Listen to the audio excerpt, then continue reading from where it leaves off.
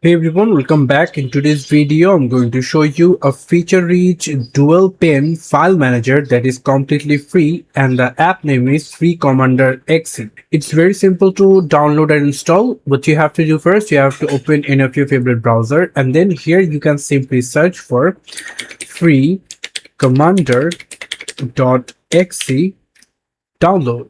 Click on that, and then we're going to get freecommander.com. Click on the first option, download, and if you see something like this site is not reached, and you can simply go for FreeCommander XE, this one.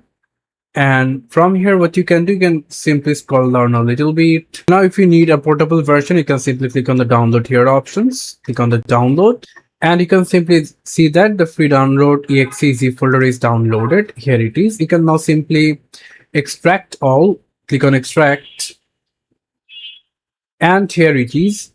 So right now what you have to do first, click on the free commander, click on that, the permission will be appeared. So if you click on OK, and here it is, your free commander exe is rightly opened in your computer, and you can simply see that side by side view over here.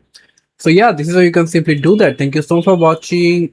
I hope to see you in the videos. Till then, goodbye.